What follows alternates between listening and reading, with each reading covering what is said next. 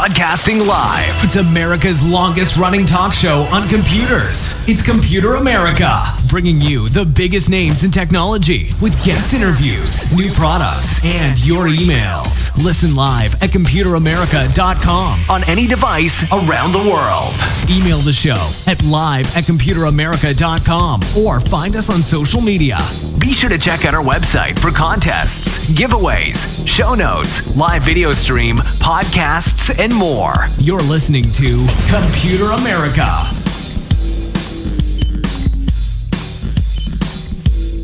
Hello and welcome everyone into the Computer America Show. We are the nation's longest running, nationally syndicated radio talk show on computers and technology. Everyone, welcome into the program. I hope that you're doing well and you are ready for the show today. We have, once again, the man, the myth, the legend, Ralph Bond. He is, of course, our resident science and technology trends correspondent, which means he's going to bring you stories that, well, you might not have heard of, but you definitely should. So everyone, computeramerica.com, that's where you'll find everything, including past shows, future shows, podcasts, and most importantly, the show notes. Ralph does a great job of putting these together, and they include very informative links, all the talking points, and really everything that the show is here today. So if you want to check out more, Ralph's already done all the legwork for you. All you have to do is sit back and relax. So without further ado, let's go ahead, jump right into this, and bring him on. Everyone, welcome back onto the program, Ralph Bond. Ralph, how you doing?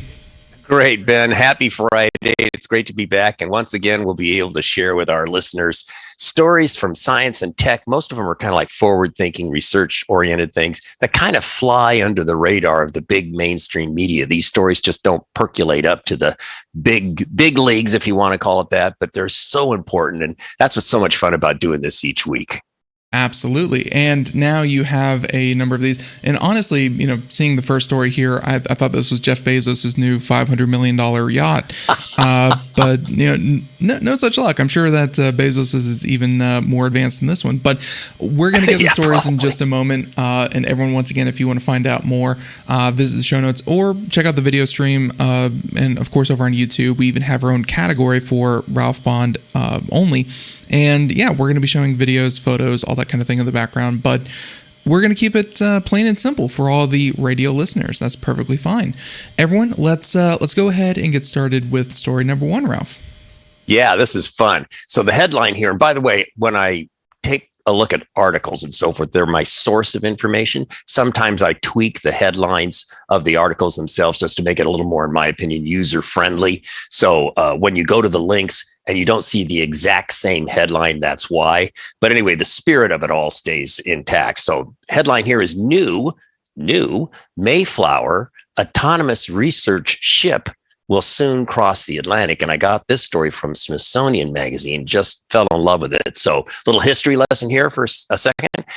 402 years ago, the Mayflower brought the Pilgrims from England to Massachusetts. We all remember the story from our grade school days. And now there's a new super high-tech Mayflower vessel ready to retrace the journey this spring. I think the date's going to be in April. I saw some further information about that.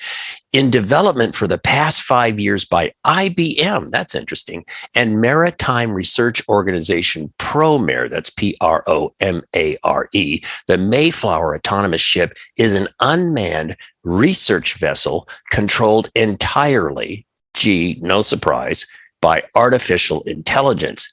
And Ben, as you're showing the video, you're looking at it yourself. It looks kind of like a catamaran type of vessel with a very slender, angular. Very slender hull, central hull, or hull, Hull. That's what I'm trying to say. Flanked by, arms with stabilizers on each side. Hence, to me, it's like a catamaran kind of thing. And when they say ship, that's a little bit of a misnomer. It's a boat, really. It's not large enough, in my opinion, to be called a ship, but nonetheless.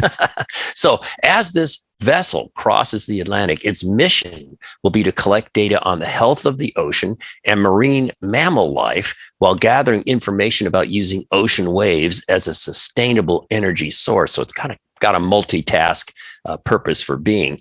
And here's some of the cool technology that's on board. The vessel's AI navigation uses a camera-based vision system to recognize potential hazards such as passing ships. And since we have more time on this show than other radio appearances I do, Right. I'll add a little explanation to this, a little more about this. So what they did is they trained the vision system using images of all kinds of things, everything from ships to icebergs to birds, just hundreds and hundreds of things that visually this vessel might encounter crossing the Atlantic, right? And so it was trained. It's more than just a camera that sort of goes, oh, I think I see something. No. It's very smart, has a deep kind of library, if you will, of learned images is what I'm trying to say. So that's the AI navigation system, camera-based. Then, and here's where you get the IBM connection in part. 2 weather stations on board the vessel are linked to IBM's, it's called the Weather Company service, and you can look that up too, will provide the AI system with real-time weather information. And sensors that monitor the wave action will inform the navigation system of sea conditions. So it's got a lot going on all at one time. And using all of these inputs simultaneously in real time, the Mayflower autonomous ship's AI system will make and execute, here's the key, educated decisions to navigate through a host of potential challenges as it crosses the Atlantic. And for power, and it's kind of like a hybrid car, Ben, you have a diesel generator combined with solar panels, and that drives the systems and sensors, of course, as well as the ship itself. So pretty cool tech, and it's going to be fun to see what happens. And again, I think it's April when they're going to launch this thing. We'll have to keep an eye on it and see how it does. Yeah, I know that definitely said spring 2022, so I'm sure there's some flexibility in there, but looking at this map here, they have a dashboard that I guess they're letting everyone kind of key into and take note of. And Ralph, what I like about the dashboard isn't just little spots where it's like German submarine U-41 was a type whatever boat that was sunk off the coast of Ireland back in 1943 or whatever. Wow. Like I guess they're kind of highlighting that the route that it's taking is not without peril, because here are all the other shipwrecks, ship sinking. Yes. And that's the job, like you said, of this autonomous vehicle to make it all the way to North America. Very incredible. Yeah. And as you know, Ben, I was sharing this story yesterday with Mark Mason at KEX Radio here in Portland, Oregon. And he said, does this mean we're on the way to having autonomous gigantic freight ships? Well, maybe someday. Although the recent videos of the Tesla automobile crashing just kind of makes you go, okay, wait a minute, maybe someday. Well, there might be even more reason for it after that whole Evergreen incident in over in I think the Middle East, whatever that canal was, and that ship got turned sideways. Maybe robots would do better than that, but no. Maybe. It's possible. Funny enough, Ralph, and we'll move on to story number 2 in just a second, but funny enough, I actually had on the show a couple of years ago one of the leading satellite providers for shipping companies. Like they make the technology that lets the ships kind of keep where they're supposed to be going via satellite. And even 5 years ago, they said they were accurate to within about 4 feet was what they were doing. That technology, I'm sure, is only going to get better. So, you and Mark are kind of joking about it, but I would definitely believe that, if not self-driving, at least self-guiding for the majority of the vessel would be within the next 10 years. And it's very, very cool. Stuff like this just really blows the mind to know that it can go completely by itself, though. That this is new. This is really cool. That is cool. I think it's something like I think it was last week we were talking about the AI driven robotic surgeon, if you will, that did the operation on the pig and did this very delicate connection of the intestine and did the suturing and all this good stuff. And they say did it even better than most surgeons could do it. But even so, Johns Hopkins says, for that robot, it's still going to remain a colleague or co-pilot to a human surgeon. I think what we're going to see is these AI systems on cargo ships just getting better and better and becoming more distributed or whatever, deployed, if you will. And you're still going to have a human captain, but it's going to have this wonderful, super smart co-pilot, if you will. I think that's where we're going with that. Well, it's funny with you, especially because of the types of stories that we talk about. I find myself thinking of Star Trek almost daily whenever I talk to you. Yes. How many times in Star Trek, do you still have the pilot, but then you go autopilot take over, and and obviously the crew member walks away from the controls. That sounds more realistic, where you have the pilot, but an autopilot that is ready to take over at any moment. Yep. I agree. Yep. So that's story number one. Very cool. And can't wait to see that dashboard start working its way through. Yes. So that's story number one. Story number two, let's go ahead. And this is a big one because I think everyone by now should be using a smartphone. Even our good friend Fort, who is a technology purist. By purist, I mean he likes things from the 80s. But even he got a smartphone here recently. So story number two should affect us all. What is it?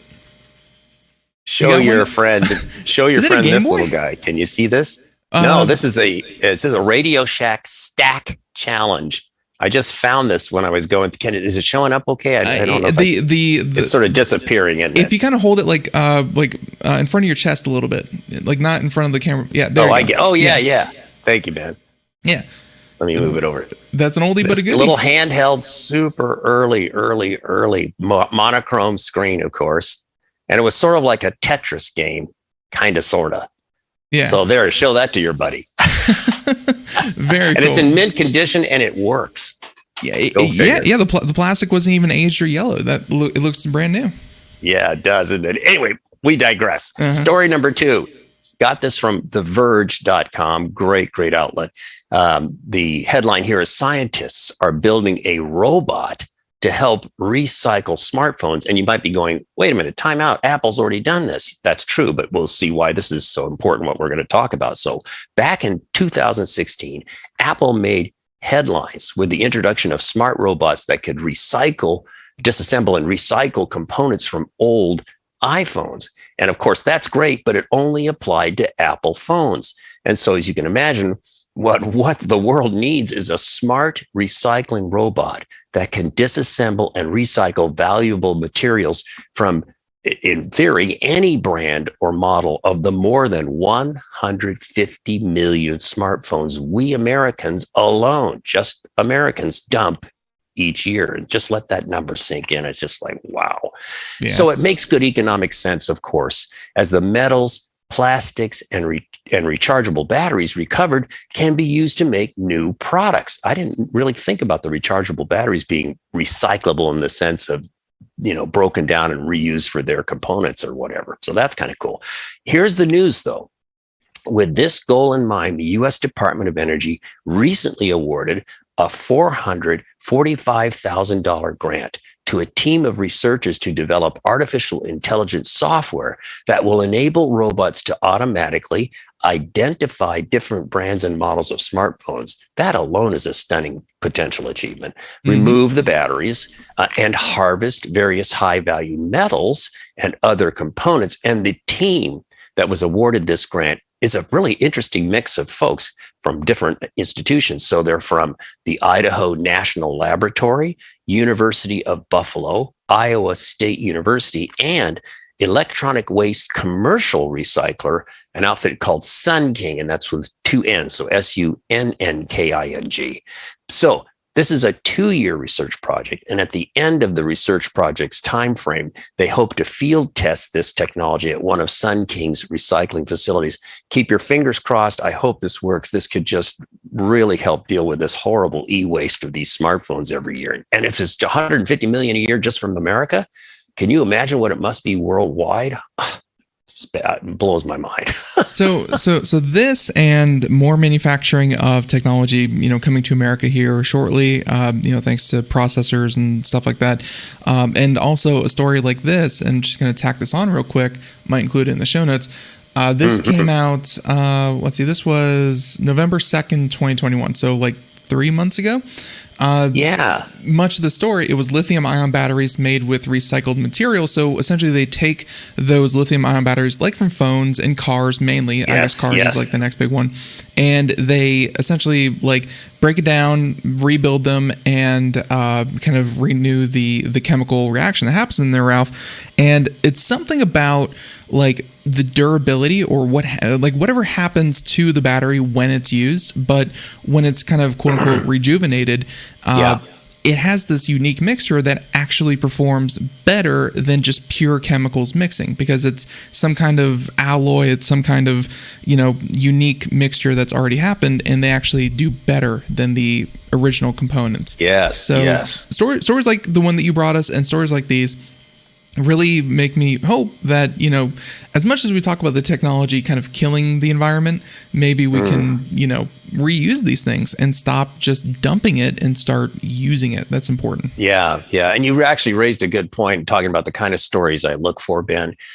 Oh, in this world, we need an injection of hope, right?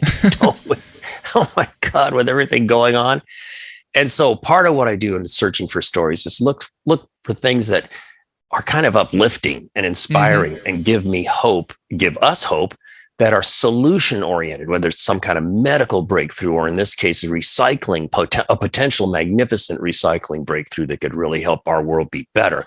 That's part of what I'm looking for here. Hopefully my segments are never a downer.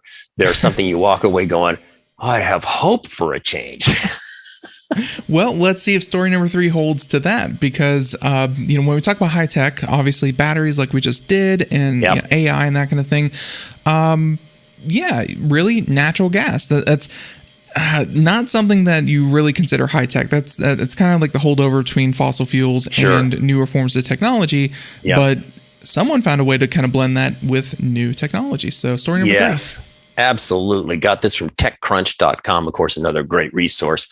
And the headline here is new system, it's in development, converts natural gas used for home and business heating into clean burning hydrogen gas. And the kind of system we're talking about, we're going to find out in a second, is an in-home system. It's not at the gas plant and then piped to your home. No. The natural gas is still going to come to your home, which from an infrastructure point of view is actually good, because you're not talking about a big retrofit right here. And then with the introduction of the components of this system, it will convert that natural gas into hydrogen gas. But I'm jumping ahead of myself. Let's get into it here. Sure. So the premise here is, what if you could convert your home or business's natural gas heating system into one using clean burning, climate friendly hydrogen gas? And here's something interesting. And at the same time, use the heat to generate electricity. Hydrogen gas, electricity to augment your home's system. Kind of cool. So a Seattle area-based outfit called Modern Electron, these guys are interesting, wants to offer just that with an innovative system based on 2 technologies. Now, the first technology we'll talk about, that's currently still in development. And this would take, by the way, the story was generated by them getting some venture capital recently. That's how I got onto the story. To develop this technology. So again, the first technology currently still in development would take the natural gas coming into your home or business and convert it to hydrogen gas and a byproduct of graphite in the form of pure solid carbon dust. And we'll talk about that in a second. The hydrogen gas, and again, this system's in your home. It's not some remote thing. So the hydrogen gas, once it's converted from the natural gas, is passed on to the furnace to be burned, while the graphite byproduct is collected for disposal or hopefully reuse of some kind. So that's the one thing that's a little curious, is this graphite byproduct. Otherwise, it sounds just amazing. So in parallel, another of Modern Electron's products, and this one's already on the market, and it's about the size of a soda pop can, uses the heat generated when burning the hydrogen gas to produce electricity. So again, I stress they already have this product. This product's already out there doing that job. So though if they said to themselves, well, wait a minute, what if we could take the natural gas, make it hydrogen gas, and keep our existing product, and you get this double whammy, like I say here, the bottom line, if this becomes commercially attractive, because there's no pricing information, there's no, what does it cost to retrofit your home heating system to do this? And does this also mean the gas coming into your home could be sent to your cooktop, cooking range, your water heater, if you're using gas heat for water heating and other things like that, weren't addressed in their announcement. And I sent a email to the company, 3 or 4 days ago, hoping to get somebody to respond to me. They haven't done that yet, but I'll keep everybody posted if I get more info on that. But the potential here, I think, is pretty incredible. Again, this double whammy of clean hydrogen gas heating and a bonus shot of electricity for your home or business. So very innovative, very interesting. I hope that they really do reach out and contact you, because the efficiency is kind of what I'm kind of scratching my head about, because it sounds like it will still do the job just as well as it ever did that it's supposed to do. And then maybe if you get an extra 5% hydrogen fuel, or you get an extra 2%, even small percentages, just as a byproduct, just as what would have been waste, you now create something useful. That's what engineers love. And like stories like this, Ralph, at the surface kind of make me think, well, little product, little steps, that's all good. But then you start to think about what happens with hydrogen fuel cell cars. Yeah. They're getting more and more popular. You have things like the Rivian that are, starting to reach the market. It's, for electric cars, Ralph, it's one thing to have one of those giant plugs that you can retrofit and, kind of plug your car in at night, that kind of thing. But a lot of homes would not have access to their own hydrogen fuel source. And this might change that. That's very cool. This kind of opens up the doorway to a whole secondary car powering system that people could have. Yeah. Very, very cool. The possibilities are very intriguing. You might want to check in with these guys. They didn't have a phone number, unfortunately, just a way to send an email. So not sure how responsive they're going to be. Yeah, but pretty interesting characters. You might want to consider maybe having guests on the show if they'll line you up with a spokesperson. That could be kind of fun. Sure. Yeah, can definitely do that. And I'll reach out to that while we do the next story. Now, the next story, very, very timely, and I definitely appreciate, because always fun hearing about these particular ladies that, I think before the movie, they weren't really kind of that well known, within some circles they were taught, but now they've become very, very famous, and let's talk about them. Yeah. So what I wanted to do, since this is Black History Month, I thought, well, one of my favorite stories, and it sounds like you're familiar with the story too. So salute to 3 African-American women who played a major role in the early success of NASA. And we're talking about the early 1960s. And this article comes from the Los Angeles Times. Now, this article appeared a year ago, but the subject matter is the key here, not the timeliness of this particular article's publishing. So Black History Month wanted to highlight the contributions, as I said before, of 3 amazing African-American women made to the early success of NASA. And as highlighted in the movie and book called Hidden Figures. And Ben, have you seen the movie? I actually have. One of the few movies I have seen. It's very good. It's wonderful. So the contributions of Katherine Johnson, Dorothy Vaughan, and Mary Jackson to the early space exploration were truly remarkable. All 3 were working for NASA, processing aeronautic data during the space race era of the early 1960s. And in a lot of cases, they were doing it by hand, if you can imagine that. And Katherine Johnson, she's really the superstar here, is most recognized for her remarkable contributions, specifically the use of her advanced mathematical calculations for John Glenn's 1962 orbital mission, which is dramatically documented in the film Hidden Figures. And that orbital mission in 1962, I'm so old, I personally remember it. I was 10 years old, and it was America's first astronaut to orbit the Earth. Of course, the Russians beat us to that, but John Glenn was our first one. And just a wonderful story. Friends, if you haven't seen this movie, dig it up. I don't know whether it's on Netflix or how you can get access to this movie, but I would imagine HBO. HBO, somebody's got it. Maybe you can do a quick check, because friends, I'm telling you, if you have not seen this movie, it's so inspirational and so interesting. And I promise not to be a downer, but I will Disney tell you. Plus, by the way. Disney Plus, excellent. One of the things that I remember reading about this when I was doing the research for this story is that when these women started, they had to be in a segregated office situation. They weren't commingled with the white workers. And I'm just thinking, oh my God, can you imagine these brilliant women? What Oh, well, Yeah. thank God those days are over. And I think Black History Month is a great time to highlight, kind of figures of the past like that, but also kind of highlight how far we kind of still have to go because, Ralph, it's not really uplifting, and I apologize for being the one to be the Debbie Downer, but there's that investigation that's happening into Tesla for, their segregating workers in their facility. Yeah. Not all is well. I can't believe it. I'll digress for a moment. When I was very, very little, my grandfather and grandmother lived in Panama City, Florida, which is up in the panhandle of Florida. Mm-hmm. And as a little boy, I can close my eyes and still see the whites only, colored only beach, whites only beach. All of that stuff. Drinking fountain and everything. Yeah, the drinking fountain, all that sort of thing, which to my children and my grandchildren would be inconceivable. Just like, what are you saying, Grampy? I don't get this at all. It wasn't that far. Yeah, wasn't that long ago. No, and it's not that long ago anyway. Yep. Thank God. But do check this out, folks. Great movie. So I found this other article, and we're not going to get too much into it, but we have people like Mary Van Brittan Brown, who invented the technology behind CCTV, which that kind of thing. There was Dr. Shirley Jackson, who was a physicist who researched. Her research enabled things like caller ID, portable fax, touch tone telephone, fiber optic cable. You have the contributions when it comes to the Black community and what they've brought to technology.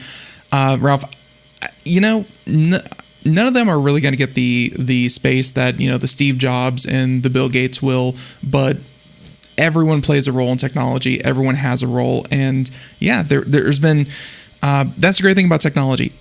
Any little contribution, any big contribution, it all rolls into something that people just use, and really we have to be cognizant that everyone helped bring what we use today. So there you go.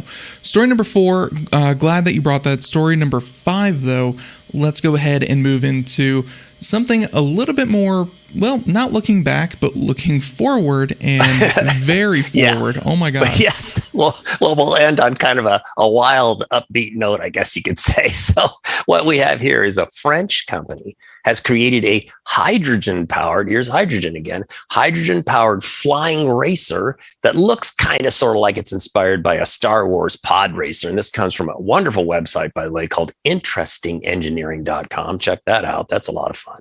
And you have the image there of the vehicle. It's pretty freaky and cool looking. So it's kind of like a super drone, kind of, sort of. Anyway, okay, so Star Wars fans, what if you could compete in or watch a flying pod race like the race in episode 1, The Phantom Menace? And a French startup called MACA, that's MACA Flight, is planning to make this a reality. The company recently introduced a 23-foot long, single pilot, hydrogen-powered electric vehicle takeoff and landing flying racer. There's a mouthful that looks like it could be a Star Wars pod racer.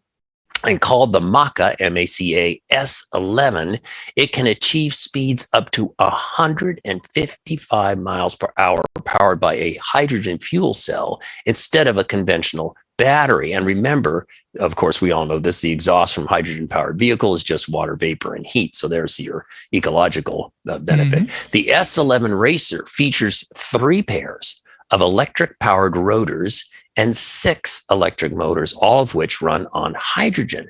And the final commercial product will feature multiple artificial intelligence-powered detection systems to prevent any possible, hopefully, mid-air collisions. And the price tag, this is not going to be inexpensive, a little over $900,000. And MACA Flight says it will be available next year. But as a kind of stunt vehicle, or as something for show and tell in the movies, or who knows what, that $900,000 price tag might not be insurmountable for some people. Not me. Yeah. Yeah, I don't know how many people would be ready to spend $900,000 for what is essentially a giant super speed drone, but still, it's I don't know the use case. I guess maybe for like air shows, because Ralph, let's face it, at air shows they show off B-52 bombers and stuff like that are or stealth bombers that are only the low price of like $13 billion or something like that. Yeah. Someone has to have an application for this, and I'm scared to think it might be more military and that kind of thing. Could be, yeah. But I think you're right about air shows, entertainment, the film industry might want to use them. Can you imagine some future James Bond movie where he's in this kind of a vehicle or something? Who knows, right? I mean, it could be kind of fun. Yeah, the 3D renders in the mock-ups look amazing, and I hope to see more of them. Like really, this space, Ralph. Ever since drones came out, and people put movie quality cameras on them, and people have made them small, people made them large. I guess everyone's still trying to push. How big can we make these? How powerful can we make these? And if you're watching the video portion, we showed the video where the same company put on a quote unquote drag race of two of their previous models. It was they're super interesting to look at. They're super cool, but like you said, 900,000, a little unattainable, just a little. But everyone, that's about it for our stories. 5 really great ones, and we hope that you enjoyed those. Ralph, I want to thank you so much for kind of coming on the show and sharing these with us. Looking forward to next week. Hey, me too. It's always a blast. All right, everyone. So once again, computeramerica.com, or of course, we'll have a link over to Ralph's website as well. And until next time, have a great day. Thank you so much. Bye, everyone.